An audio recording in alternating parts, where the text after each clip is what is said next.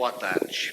É um prazer muito grande estar aqui, podendo presidir esta mesa integrada por duas grandes especiarias. Professor Rubens Stiglitz, doutor em Direito, professor titular da Universidade Nacional de Buenos Aires, professor visitante dos cursos de pós-graduação da Faculdade de Direito da Universidade Complutense de Madrid e da Faculdade de Jurisprudência da Universidade de Rosário, a Colômbia. E o professor Paulo Luiz de Toledo Pisa, doutor em Direito pela USP em 2001, especialmente pela tese O Contrato de Resseguro, Tipologia, Formação e Direito Internacional. E também o professor Paulo Luiz de Toledo Pisa é primeiro vice-presidente do Instituto do IBDS. Eu também quero saudar o doutor Ernesto e a querida colega, desembargadora Genaceia, que também honram esta mesa. O professor Stiglitz, além das suas obras conhecidíssimas de todos nós, também tem, e nós queremos destacar em razão da sua ligação muito grande, especialmente com a área do Brasilcom, Instituto Brasileiro de Defesa do Consumidor, do seu filho Gabriel Stiglitz, que também nós fizemos uma homenagem toda especial. Por favor. Muchas gracias. Buenas tardes. Agradezco a mi amigo, conocido como Francisco, por la presentación, por el recuerdo de mi hijo Gabriel, que realmente es una estrella, es la estrella familiar. De todas maneras, tengo un gran interrogante. Yo no estoy tan habituado con las costumbres brasileñas, en el sentido que el beso entre sexos de distinto opuesto es doble. Me equivoqué, pero inmediatamente reparé el error. Pero lo que no alcanzo a comprender es por qué no me perdonó y se sentó tan lejos. La hubiera querido tener a mi lado, pero no responde, no da respuesta. Amigos, debo hablar sobre la mora en el pago de la indemnización.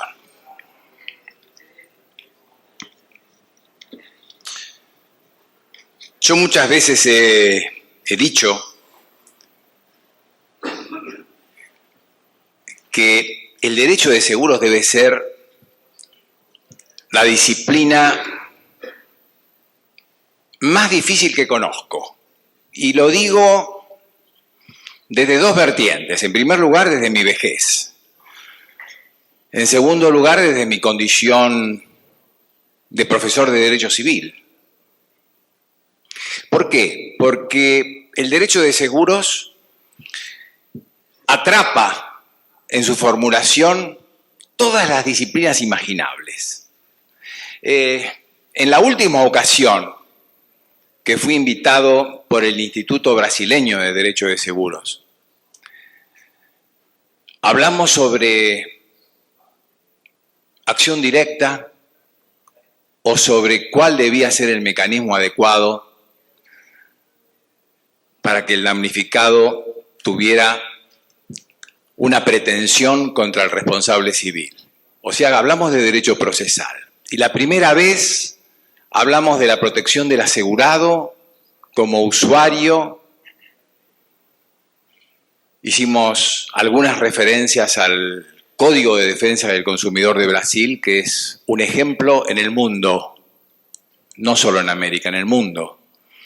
Yo recuerdo algo que me dijo quien en ese momento presidía la Comisión Legislativa de la Comunidad Económica Europea, un belga, Thierry Bourgoigny, Francisco, Thierry Bourgoigny, quien me dijo que en 1993, cuando la Comunidad Económica Europea estaba intentando describir lo que luego fue la Directiva 93 sobre cláusulas abusivas, tenía a la izquierda todo el material bibliográfico más moderno que existía y a la derecha el punto de referencia, el Código de Defensa del Consumidor de Brasil. Vaya con ello mi homenaje. No hay disciplina que no entronque con el derecho de seguros. No hay disciplina. Los desafíos que ustedes encuentren en una disciplina que no entronque con el derecho de seguros.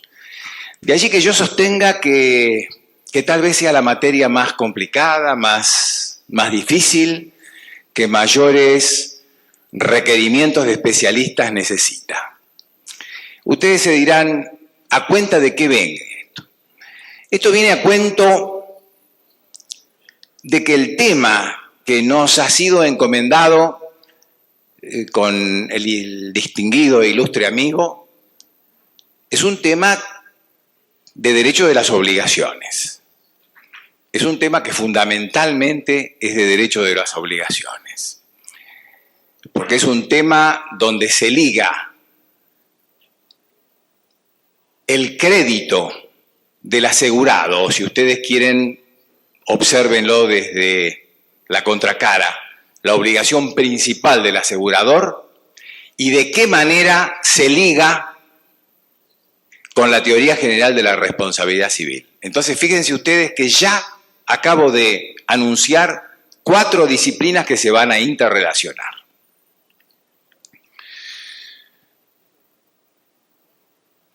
Cuando uno habla del tema que nos ha sido confiado, mora del asegurador, efectos de la mora del asegurador, lo primero que tenemos que definir en un renglón es qué significa mora. Y mora es el incumplimiento material por parte del obligado. Un renglón. Incumplimiento material por parte del obligado.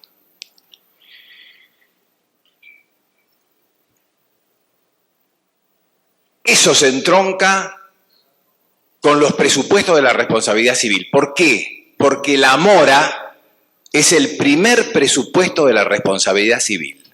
No hay responsabilidad civil sin mora del obligado. ¿Y en qué consiste este incumplimiento? Cuando uno, en derecho de las obligaciones, habla del incumplimiento, ineludiblemente cae en el siguiente concepto. El incumplimiento es una disconformidad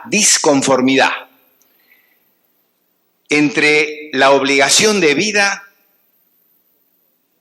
y la prestación tal como ha sido ofrecida o tal como ha sido cumplida.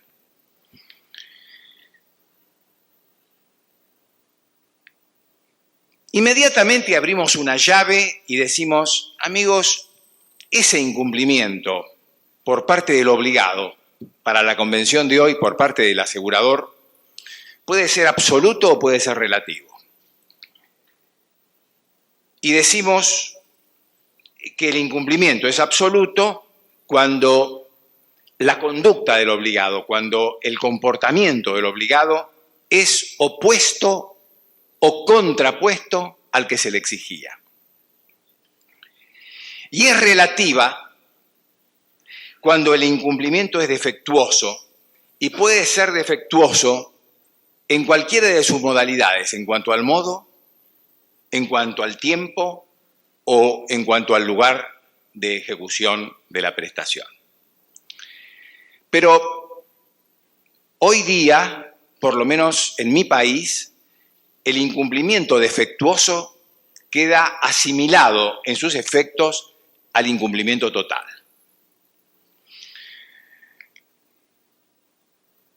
Cabe hacer notar a esta altura que, por lo menos para la legislación argentina, el deudor no puede obligar al acreedor a aceptar un incumplimiento defectuoso. ¿Por qué? Porque hay, en materia de obligaciones y en materia especialmente de pago, hay un principio que se debe preservar que se denomina de identidad. Tiene que existir identidad entre lo que se debe y lo que se paga. Si lo que se debe es inferior, si lo que se paga es inferior a lo que se debe, no existe preservación del principio de identidad. Frente a la tentativa de un pago defectuoso, supongamos un pago inferior a lo debido, el acreedor tiene tres alternativas. El acreedor, en este caso, es el asegurado. Rechazar el pago, lisa y llanamente. En ese caso, insisto, el pago defectuoso se asimila al pago total. Segundo, aceptar ese pago sin reservas. Sin reservas. En mi país, el pago recibido sin formular reservas tiene efectos cancelatorios. O, tercera alternativa, aceptar el pago con reservas. En ese caso, el acreedor, o sea, el asegurado, conserva el derecho a obtener una indemnización del daño que le causa al acreedor por el defecto en el cumplimiento de la obligación. Obviamente que en materia de carga probatoria incumbe al acreedor, en este caso al asegurado, la prueba del incumplimiento, porque es él quien pretende, frente al pago incompleto, frente al pago defectuoso, que se complemente hasta cubrir el pago total. Pero hay una cuarta hipótesis,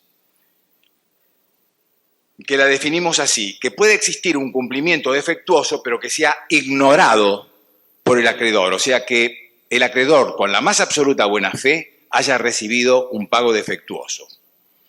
En este caso, la doctrina y la jurisprudencia argentina entiende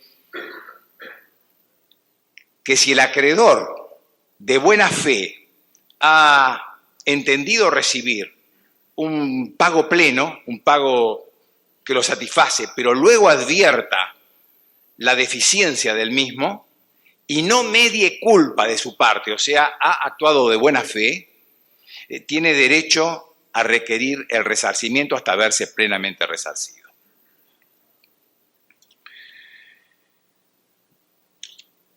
En materia de mora, tal vez un tema eje, un tema de esencia, sea la época de pago.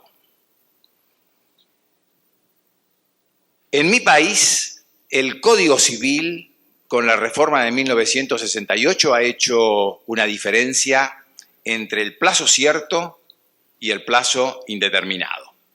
Si el plazo es cierto, no se hace menester en Argentina el requerimiento de pago, si el plazo es cierto. En cambio, si el plazo es incierto, se requiere una intimación o requerimiento de pago. ¿Qué es lo que ocurre en materia de seguros en mi país? Todo lo que dije hasta ahora lo establece el Código Civil. En mi país, la ley de seguros, la ley de 1968, establece la mora automática. Con criterio general, hay una disposición en la parte general de la Ley de Seguros Argentina, donde se establece la mora automática cuando haya, obviamente, un término para cumplimentar obligaciones y para cumplimentar cargas. Y en materia de indemnización de daños, como es el tema que nos convoca hoy por la tarde, el pago de la indemnización tiene plazo cierto, tiene plazo cierto. En consecuencia, como tiene plazo cierto y en otra disposición se establece la mora automática, no se requiere interpelación previa para que el asegurador le pague al asegurado. Por ejemplo, en materia de seguros de daños patrimoniales, el asegurador dispone de un plazo de 15 días que se computa desde el momento en que ha sido fijado, establecido el monto de la indemnización, o desde el momento en que el asegurado acepta la oferta o la propuesta que le hace el asegurador. En consecuencia, no se hace necesario la constitución en mora. Sin embargo, la constitución en mora por parte del asegurador para cuando no pague en el tiempo preciso es para la regulación del seguro en la República Argentina absolutamente irrelevante. ¿Por qué? Porque se ha establecido la mora de pleno derecho, la mora automática. Es absurdo en las legislaciones donde se establece la mora automática y de pleno derecho, además interpelar. No carece de eficacia jurídica, carece de relevancia legal.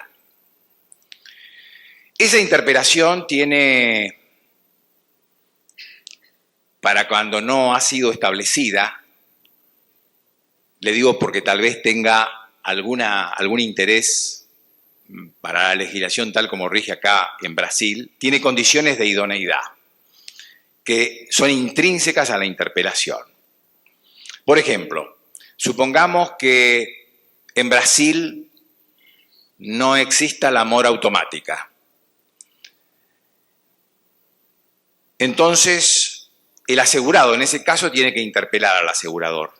Si el asegurado tiene que interpelar al asegurador, una de las condiciones intrínsecas de idoneidad de la interpelación es que la interpelación tiene que ser o tiene que constituir una exigencia categórica de pago. Categórica de pago. En segundo lugar, en la interpelación, el requerimiento tiene que hacer algún tipo de observación en cuanto al objeto, qué es lo que usted me debe, en cuanto al modo, cómo me debe, y en cuanto al tiempo de pago, cuándo me debe pagar. Y en tercer lugar, la exigencia de pago debe ser coercitiva, pero nunca debe ser declarativa. Usted me debe pagar dentro de 72 horas tal suma como consecuencia de que se me ha producido un daño provocado por un siniestro. No se le puede decir, no se le puede declamar que debe pagar. Debe ser una exigencia categórica, circunstanciada, muy precisa y debe ser coercitiva. También existen condiciones extrínsecas de la interpelación, como ser la cooperación por parte del acreedor. Si supongamos que la póliza diga que el pago debe ser efectuado en el domicilio del asegurador, o en el domicilio de un agente institutorio, o en el domicilio de una sucursal, la cooperación, que es una regla secundaria de conducta que nosotros estudiamos en la teoría general del contrato como de un deber accesorio, un deber complementario a las obligaciones principales, en este caso consiste en que ineludiblemente el acreedor, o sea, el asegurado, debe constituirse en el domicilio del asegurador el día y la hora en que el asegurador le dice que debe ir a cobrar.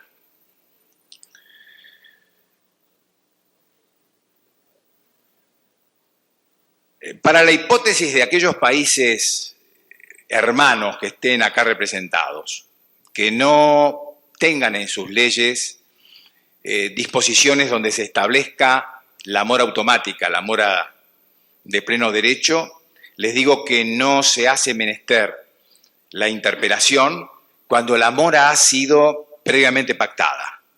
lo que se denomina mora convencional, o para todas aquellas hipótesis de la mora ex re, o sea, la mora que hace a la naturaleza o a la esencia, o que es inherente a la obligación de vida. Otros casos de mora legal que se mencionan en la doctrina y en la jurisprudencia en materia de seguros es cuando el deudor, en este caso el asegurador, confiesa, expresa o tácitamente que se halla en mora. O cuando con motivo, este es un tema que conversamos hoy a la mañana, se produce la liquidación de la empresa de seguros, lo que genera la imposibilidad del incumplimiento, eso constituye automáticamente en mora al asegurador. Efectos de la mora, el tema central y segundo y último tema de mi exposición. La mora es el primer presupuesto, les decía hoy, de la responsabilidad del deudor. O sea que lo que quiero significar, el mensaje que quiero enviar es este, que para poder exigir la responsabilidad por daños y perjuicios que al asegurado le provoca la mora del asegurador, tiene que existir mora. ¿Cuál es el efecto consecuente de la mora del asegurador? Lo obliga a responder por el perjuicio de que la tardanza en el pago le ha irrogado al acreedor. Perjuicio latu sensu, es lo que se denomina daño moratorio. Daño moratorio. No confundamos el daño moratorio con el interés moratorio. Perdonen por esta observación. ¿Por qué? Porque el daño moratorio comprende todo el detrimento patrimonial producido por la tardanza en satisfacer la prestación por el asegurador. Todo el daño generado en el incumplimiento en término. Y así como el daño compensatorio, decimos, sustituye la prestación originaria, la indemnización derivada del incumplimiento provoca un daño. Ese daño tiene que ser resarcido. Ese resarcimiento tiene que ser integral. Para ser integral, tiene que colocar al asegurado en la misma situación en que éste habría estado de no haberse producido el incumplimiento por parte del asegurador. Por eso tiene que ser integral.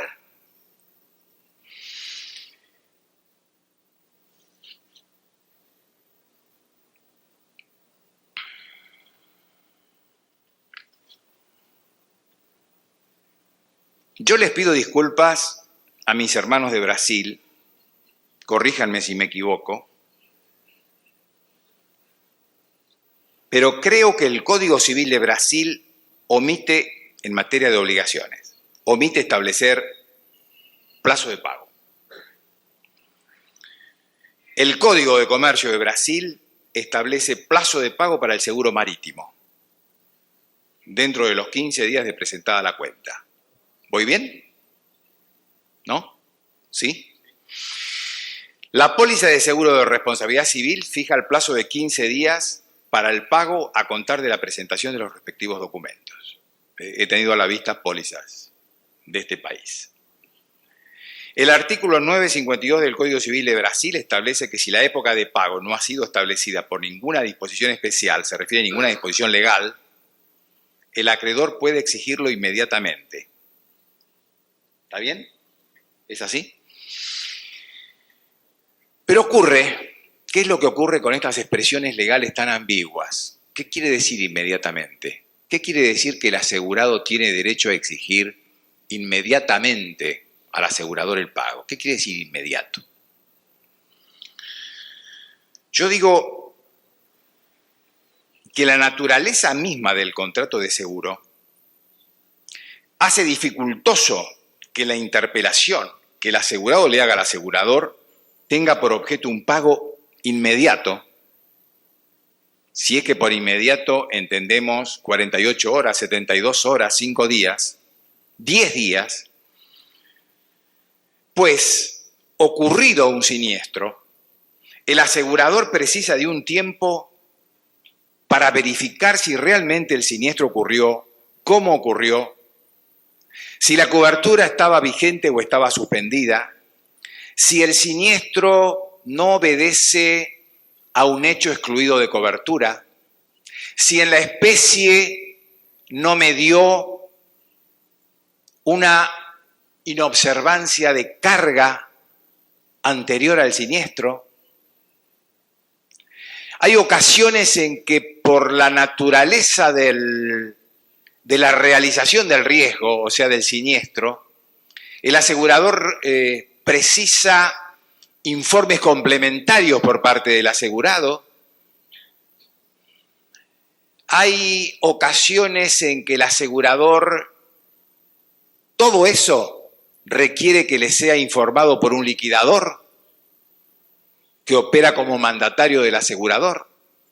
Entonces hay que tener mucho cuidado con estas expresiones como inmediatamente, puede exigir inmediatamente el pago.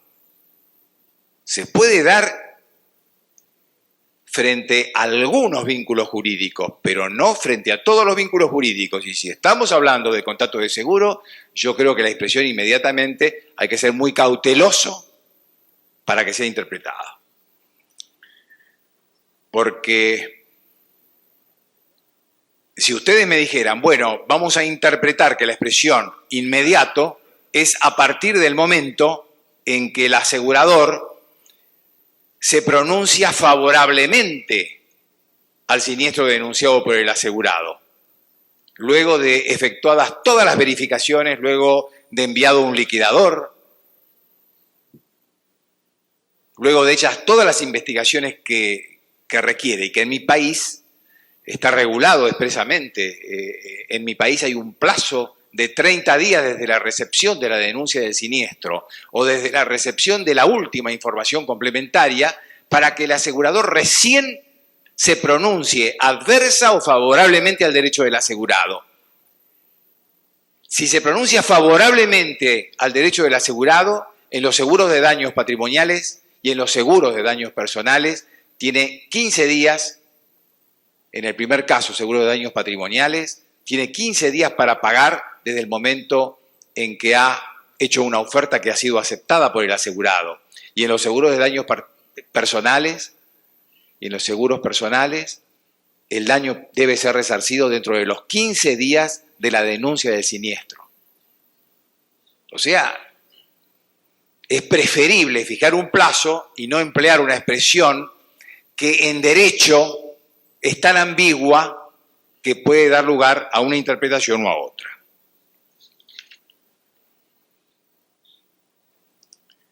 Último tema.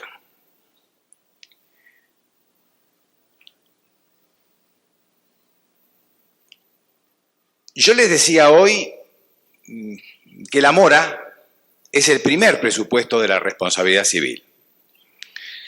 A pesar que desde un punto de vista dogmático, el primer tema que se estudia es el daño.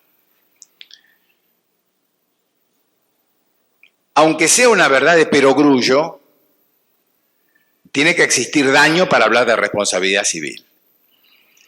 Sin daño no hay interés jurídico. Y el daño siempre es la lesión o el menoscabo a un interés jurídico. En la relación contractual, la lesión que provoca la inejecución del contrato por parte del asegurador lesiona el interés del acreedor. ¿Qué tipo de interés? Les decía hoy que el interés afectado puede ser de orden material. En mi país se denomina daño patrimonial, que puede ser el perjuicio directamente sufrido por el asegurador y que se divide en daño emergente, que viene a ser el valor de las pérdidas sufridas, o en lucro cesante, el valor de las utilidades dejadas de percibir. Hay un artículo en el Código Civil, luego reformado hace 33 años, que permite que la inejecución de los contratos, el juez podrá ordenar el resarcimiento del daño moral, o sea, del daño extrapatrimonial. Hasta ahora no existe en mi país ningún pronunciamiento judicial que frente al incumplimiento por parte del asegurador se haya condenado a éste a reparar el daño moral. tiene que existir relación de causalidad adecuada entre el incumplimiento y el daño. ¿Cuál es la sanción resarcitoria? La sanción resarcitoria se traduce en la obligación del asegurador de indemnizar todos los daños causados. Todos los daños causados. Tiende a restablecer la situación de que hubiera gozado el acreedor de no haber mediado incumplimiento por parte del asegurador. ¿Cuál es la extensión del resarcimiento? La reparación debe ser integral. El deudor debe, frente a este principio, resarcir todo el daño ocasionado con su incumplimiento, siempre respetando el principio de causalidad, respetando el principio de que esa reparación debe satisfacer el principio de la relación causal adecuada. Ya van a ver ahora por qué. La obligación resarcitoria que el juez impone en mi país hasta 1992 es que se sanciona la ley de convertibilidad, $1, $1. Todos los tribunales consideraban que la deuda del asegurador frente al asegurador era una deuda de valor. Eso significaba que hasta 1992, frente a una inflación, se repotenciaba el capital adeudado por el asegurador sobre la base de índice de precios al consumidor. A veces índice de precios minoristas. Bueno, cada tribunal tenía la elección del índice o del paradigma que tomaba como punto de referencia.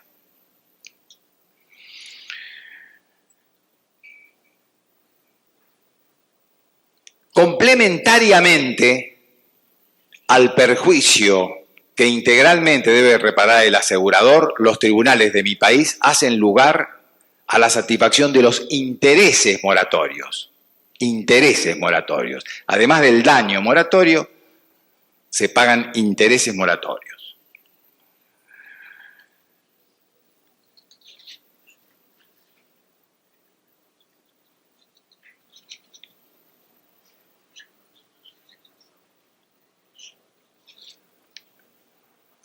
Tal vez este último tema, este último minuto, valga la pena insistir en algo que se está desarrollando en el derecho comparado y que es el resarcimiento de los daños en relación de causalidad.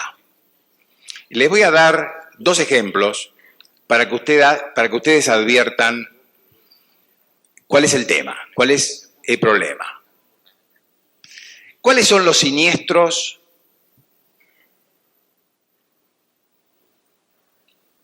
que deben estar cubiertos? Todos aquellos que tengan relación causal con el daño causado. ¿Qué quiero decir? Miren estos dos casos. En un local hubo un robo de cueros. En mi país, las pólizas que amparan el robo de mercaderías depositadas, como en este caso cueros, requiere la presencia de guardias armados. Guardias armados. Cuando se produce el siniestro, el robo de cueros, estaban los guardias, pero no estaban armados. Entonces, la compañía aseguradora hizo lo que todos ustedes imaginan. Mandó una carta documento al asegurador diciendo: lamentamos comunicarle, cosa que ya de por sí ustedes saben que no es real. El asegurador, cuando comunica una exclusión de cobertura, no lo lamenta.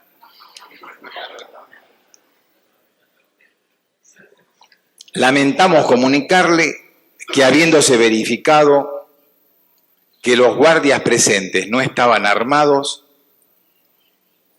el siniestro denunciado está excluido de cobertura. Lo saluda cordialmente ¿Qué es lo que dijo el más alto tribunal? Dice que cuando la póliza exige la existencia de guardias armados, lo hace con un sentido disuasivo y no para que se produzca un enfrentamiento a balazos. No me digan que no es colosal. Yo creo que el tribunal dio una gran lección de decencia a esto que le hace tanta falta al contrato de seguro, que es moralizarlo. La falta de armas, desde un punto de vista de la relación causal adecuada, no facilitó el siniestro. No facilitó el siniestro. Y yo les voy a dar un segundo ejemplo.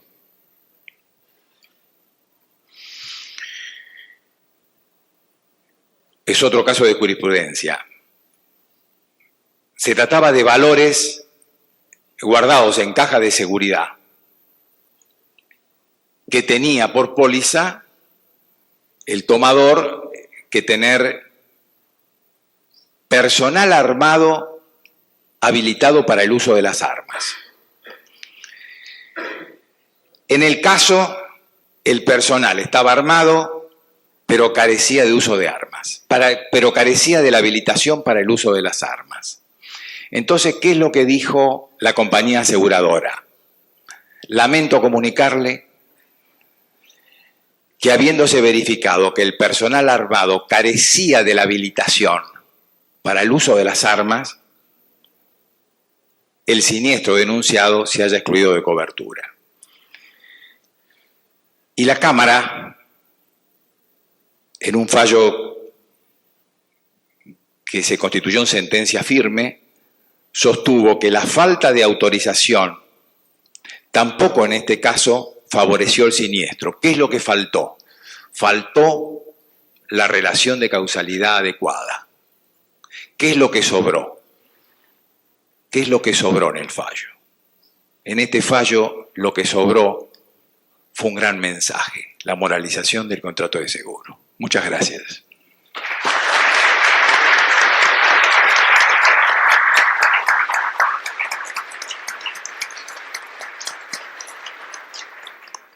En español. Sim. Le estoy contestando a alguien que me pregunta si quiero la traducción en francés o en español. Porque en francés sería un doble problema. Sí, muchas gracias, muchas gracias. Existe projeto de lei em trâmite na Câmara dos Deputados do Brasil, já aprovada pela comissão, se eu não me engano, pela Comissão de Defesa do Consumidor, em vias de ser apreciada pela Comissão de Constituição e Justiça, que estabelece um prazo de 30 dias para que as seguradoras procedam ao pagamento da indenização o pagamento de toda a indenização decorrente de contrato de seguro, contado do aviso de sinistro. Esse mesmo projeto estabelece que a falta, nesses 30 dias não havendo pagamento, a companhia deve informar por escrito o segurado que tem 5 dias para retornar uma discordância dessa recusa em pagamento. E se o segurado discordar desta recusa, a seguradora tem que promover uma ação consignatória do valor do seguro. Esse projeto de lei não distingue para qual seguro se aplicaria, fala todo o contrato de seguro. Eu gostaria de saber do senhor o que o senhor acharia ou acha desse projeto, se vier, enfim, a ser aprovado, o que talvez não seja uma coisa muito, não me parece um projeto muito técnico, me parece inclusive um projeto proposto por quem não conhece o mercado, enfim, não é toda a indenização que poderia ser paga no prazo de 30 dias, sobretudo quando não se fixa a obrigação do segurado em apresentar todos os documentos necessários à apuração do sinistro. Então, se o senhor pudesse comentar à luz do que foi muito bem explanado, o que o senhor acha se esse projeto de lei vier a se tornar lei no Brasil? Muchas gracias por la pregunta. Amigo mío, antes de devolver el micrófono, es un proyecto de ley de seguros. É um projeto de lei em trâmite no Congresso Nacional que estabelece, fala a obrigação da seguradora de... No, le entendí todo, pero quiero saber si ¿cómo? Es un solo artículo. É um projeto de lei muito simples, devem ter 5, 6, 10 artigos, eu não me recordo, e é simples como eu disse, enfim, estabelece... Está bien. O sea que no es un proyecto de ley de seguros. No es un proyecto Exato. de ley de seguros. Está bien. Perdão, esse projeto de lei altera o Decreto-Lei 73/66, que estabelece o Sistema Nacional de Seguros Privados, que é, na verdade, o nosso Código de Seguro. Ele modifica um artigo e desse código e faz algumas complementações a esse artigo, fixando esse prazo. Bueno, le agradezco la confianza en haberme hecho esa pregunta, porque paralelamente en la República Argentina hay un proyecto de ley de modificación de la de seguros. Usted me dirá qué tiene que ver. No sé. Entonces me quedé muy sorprendido porque pensaba que Brasil iba a tener una ley de seguros. Pero yo creo que su pregunta anticipa la respuesta. Quien supone que un seguro de daño patrimonial o un seguro personal se puede pagar en el mismo lapso, siempre se equivoca. El seguro de persona universalmente tiene un plazo de pago. Pueden ser 15, pueden ser 20 o pueden ser 30 días, pero tiene un plazo fijo de pago. Y el dies a quo en todo el derecho comparado desde la denuncia del siniestro. Es desde la denuncia del siniestro. Pero en los seguros de daños patrimoniales no puede de ninguna manera fijarse un plazo desde la fecha del siniestro, ni siquiera desde la fecha de denuncia del siniestro, por una simple razón, yo creo que ya lo expliqué. El asegurador puede no estar absolutamente convencido de que ese siniestro se haya verificado. El asegurador puede estar convencido que el siniestro se verificó, pero no en las circunstancias en que fue denunciado. El asegurador puede requerir información complementaria en torno a la extensión de los daños. Usted piense simplemente en un seguro de incendio donde, por ejemplo, se quemaron los libros de comercio, que es el caso más común de la República Argentina. Cuando se produce un siniestro, o lo hacemos bien o no lo hacemos. Piense en un seguro de robo. Piense en un seguro de contenido de caja de seguridad de banco. ¿Qué le parece?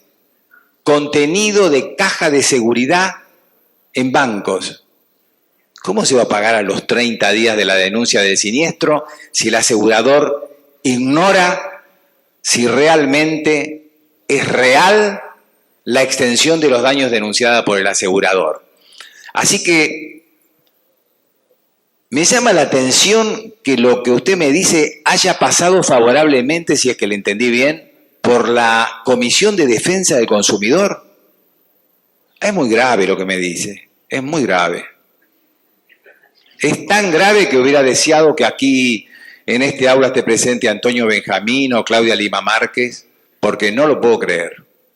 Que en Brasil haya pasado por la Comisión de Defensa del Consumidor ese proyecto, me parece muy grave. Así que estoy en total desacuerdo con semejante generalización. Le cuento cómo es en mi país, por las dudas, si le interesa, así lo pueden ustedes tomar como punto de referencia. para que les vaya bien.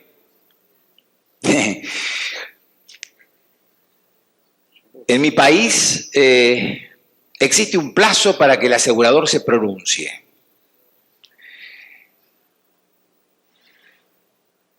Y se puede suspender por una única razón. El asegurador, ese plazo de 30 días para pronunciarse, que tiene una cláusula de caducidad final que dice la falta de pronunciamiento opera de pleno derecho la recepción de la denuncia del asegurado. O sea, importa aceptación de la denuncia, no de la extensión del daño, pero sí de la denuncia. Pero se puede suspender ese plazo de 30 días por una única vez, para verificar el siniestro o la extensión del daño. Pero no se puede suspender para nada más que para eso. Pero una vez que vence ese plazo, ya sea el de la recepción de la denuncia de siniestro cuando no hay requerimiento de medidas complementarias, o cuando vence el plazo para la recepción del último requerimiento de medidas complementarias, hay un plazo único, 15 días, y opera la mora automática. Pero no es lo mismo el seguro de personas que el seguro de daño patrimonial. El seguro de personas, esa disposición que usted me dijo es correcta. Tal vez hasta el plazo sea excesivo, 30 días. Pero para el seguro de daños patrimoniales no se puede establecer un plazo desde la denuncia o desde la recepción de la denuncia del siniestro, porque puede que el asegurador recién entonces necesite un mayor plazo para requerir informaciones.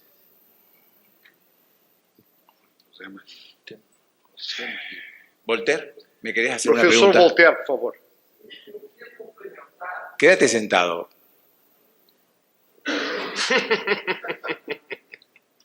Voltaire Marense, professor Stiglitz.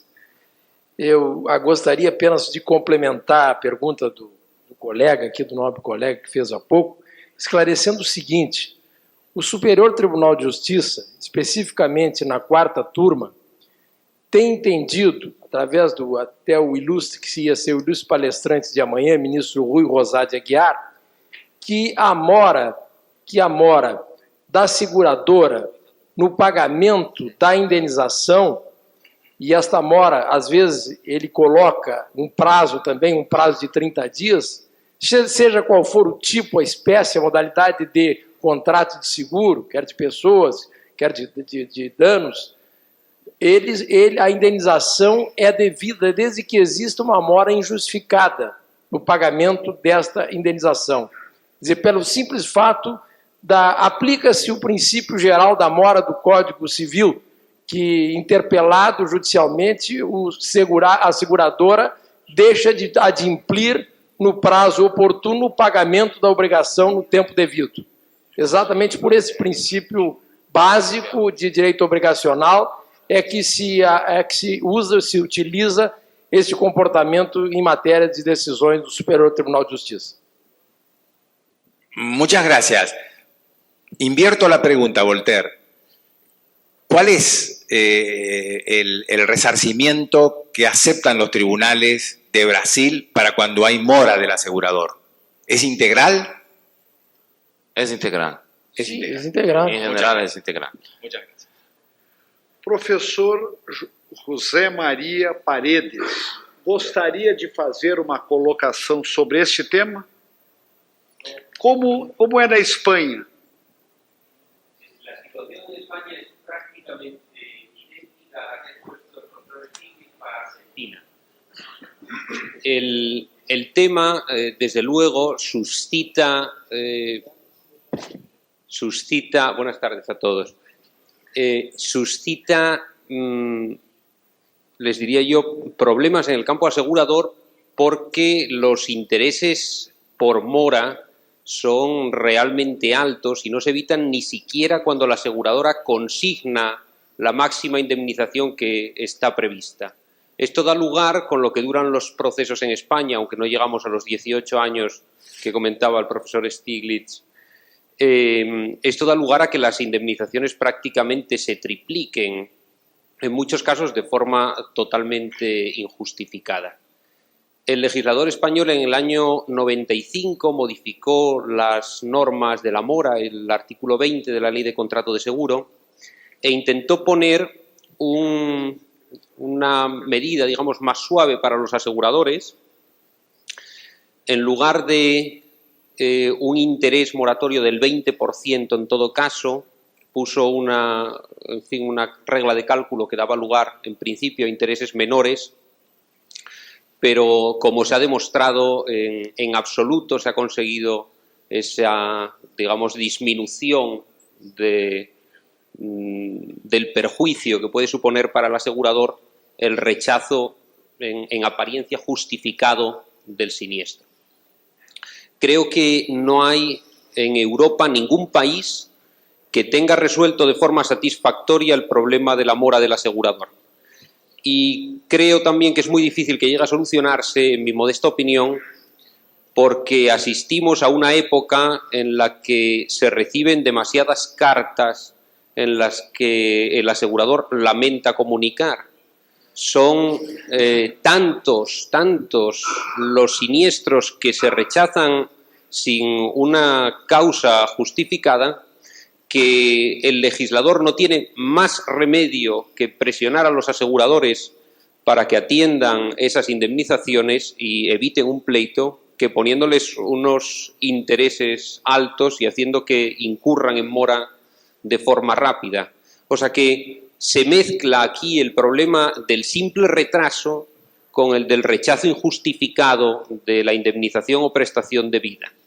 Y por eso la consecución de la solución adecuada requiere, digamos, de un cambio de actitud del sector asegurador. Solo si se da una, digamos, actuación más leal al aceptar o rechazar los siniestros, podemos conceder a los aseguradores normas de retraso menos rigurosas. Al menos es lo que creo. Profesor Muñoz Paredes,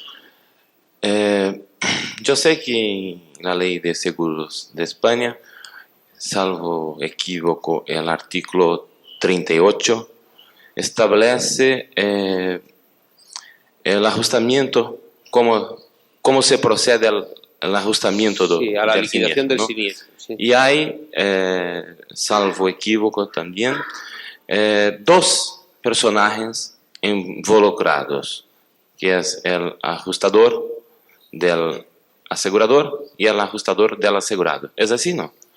Así es en la ley, sí. Perfecto. En Brasil nosotros tenemos una otra situación. El ajustador es el ajustador del asegurador. No hay mismo, salvo rarísimas excepciones, hay una intervención de una asistencia, de un perito que trabaje para el asegurado. Me gustaría saber en qué medida este régimen de la dupla, porque salvo equívoco también, cuando se termina, si el asegurado termina, hace su relatorio de perjuicios, y el asegurador no lo hace, porque hubo una omisión, Sí. ¿no?, del asegurador, hay una regla que establece que prevalece el trabajo hecho por el asegurado. Sí. Es así también, Así ¿no? es. Perfecto. ¿Esto en alguna medida contribuye para solucionar, en algunos casos, el problema o no, solo agrava? En absoluto, porque la Ley de Contrato de Seguro española está en este punto totalmente separada de la realidad. Ningún asegurado español nombra a su perito, a su ajustador. El único perito que interviene, yo diría que el 95% de los siniestros, es el perito de la compañía. Y esto se debe fundamentalmente a un doble problema. El primero es ignorancia. Los asegurados desconocen que tienen derecho a nombrar el perito. Y el segundo es económico. Muchas veces el nombramiento del perito conlleva gastos que se comen la indemnización a la que puede tener lugar. Y si además es una indemnización incierta, como son prácticamente todas, ¿no?, son pocos, digamos, los asegurados, tienen que ser empresas con asesoramiento adecuado y niveles de indemnización, volúmenes de indemnización importantes, solo en esos casos, digo, encontramos que haya efectivamente dos peritos y que la indemnización se fije por acuerdo de esos peritos o incluso por nombramiento de un tercero que actúe de árbitro en caso de discrepancias que no puedan resolverse. O sea que no se logra con el sistema de la ley española, entre otras cosas, o fundamentalmente porque no ha llegado a la práctica, no se logra en absoluto un resultado distinto. Es uno de los puntos en los que, estos últimos años, la ley española, pese a ser moderna, es de 1980, necesita una reforma urgente y este es uno de los puntos fundamentales en los que toda la doctrina insiste en ello, en este y en el de la consideración de todos los seguros como seguros que reparan el daño real, cuando hoy la regla general en nuestro país es la reparación del daño a valor nuevo, que es ignorado por la ley. Son los dos puntos fundamentales, efectivamente. Gracias. Professor Medina.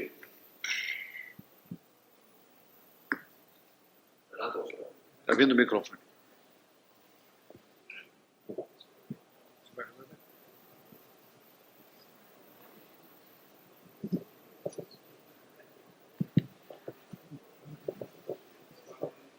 Yo quisiera comentar rápidamente la experiencia de México porque no tenemos el problema que ustedes plantean. El artículo 69 de la Ley sobre el Contrato de Seguro establece que es obligación del asegurado, el beneficiario o los causavientes la entrega de toda la información y documentación que requiera la aseguradora para comprobar las circunstancias del siniestro y las consecuencias de este. Por su parte, el artículo 71 de la misma ley dice que el crédito nacerá para la aseguradora a partir del día 30º natural, a partir de la entrega de la última documentación o información. Equipara tanto a los seguros de vida o de personas como a los de daños, y para efectos prácticos ha sido muy útil. No tenemos problemas por cuanto a la mora en los casos de juicio. Evidentemente, cuando no hay juicio y es pago posterior de los 30 días, las aseguradoras no suelen querer pagar el interés. Pero cuando hay juicio, los juzgadores, con total normalidad, condenan al pago de intereses moratorios a partir del 30º día posterior a cuando queda demostrada la entrega de la documentación. En cuanto el plazo es corto, si el plazo es largo, el problema no se presenta porque alcanza a realizarse la investigación necesaria en los seguros de daños patrimoniales. En el caso de Chile, el plazo establecido por ley es de 90 días para liquidar un seguro de daños patrimoniales. Y puede ser además prorrogado por otros 30 días con comunicación a la superintendencia. De modo que es tiempo suficiente para la investigación de las circunstancias que conducen a determinar si ha ocurrido el siniestro y su cuantía para los efectos de la indemnización. Por eso es que tampoco se presenta en mi país los problemas de mora del asegurador. Gracias.